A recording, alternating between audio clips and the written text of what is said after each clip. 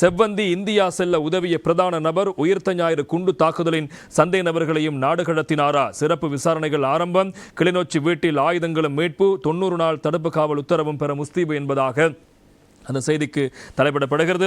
கொழும்பு நீதவான் நீதிமன்றில் கனைமுள்ள சஞ்சீவை படுகொலை செய்த குற்றச்சாட்டில் நேபாளத்திலிருந்து கைது செய்யப்பட்டு இலங்கைக்கு அழைத்து வரப்பட்ட இஷாரா செவ்வந்தி இந்தியாவூடாக நேபாளம் தப்பிச் செல்ல உதவிய பிரதான ஆட்கடத்தல் சந்தேக நபரான அந்தோணி பிள்ளை ஆனந்தன் உயிர்த்த ஞாயிறு தின தாக்குதல் குறித்த சில சந்தேக நபர்களையும் சட்டவிரோதமாக நாடு கடத்தியிருப்பதாக கிடைக்கப்பட்ட தகவல் அடி தொடர்பில் சிறப்பு விசாரணைகள் ஆரம்பிக்கப்பட்டிருப்பதாக போலீசார் தெரிவித்த தகவலை மேற்கோள் காட்டியும் அந்த செய்திகளும் பிரதானமாக இருப்பதை காரணம் அவருடைய வீட்டிலிருந்து ஆயுதங்களை மீட்கப்பட்டிருக்கிறது. அவரை 90 நாட்கள் தடுத்து வைத்து விசாரணை செய்வதற்கும் போலீசார் தற்போது அனுமதி வழங்கியிருப்பதான செய்திகளும் முக்கியமாக இருப்பதை காரணம். இன்றைய தினம் லங்கா பத்திரிகையில் மற்றும் ஒரு தகவலை நாங்கள் காணக்கூடியதாக இருந்தது.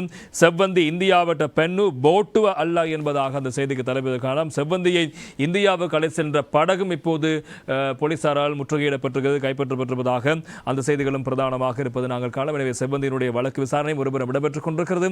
அதனூடாகவும் இப்போது வடக்கை மையமாக கொண்டு குற்ற கும்பலோடு தொடர்புடைய செயற்பாட்டாளர்கள் அடையாளம் காணப்பட்டு அவர்களும் இப்போது பிடிக்கப்படுகின்ற முக்கியமான விடயம். எனவே இந்த செவ்வந்தி அல்லது இந்த பாதாள குழு தலைவர்கள் கைது செய்யப்படாமல் இருந்திருந்தால் வடக்கு பக்கம் இன்னும் ஒரு தெற்கில் இப்போது எப்படி குற்ற கும்பல் தொடர்பான விடயங்கள், போதைப்பொருள் தொடர்பான விடயங்கள் மிகப்பெரிய பிரச்சனையாக மாறி இருக்கிறதோ, எனவே வடக்கிலும் இவ்வாறான பாதாள குழு தலைவர்கள் உருவாக்கான வாய்ப்பும் இருந்த விடயங்கள் இப்போது வருகின்ற விசாரணை ஊடாக சிலர் கைது செய்யப்படுகின்ற விடயங்கள் ஊடாக தெரிய வருகிறது.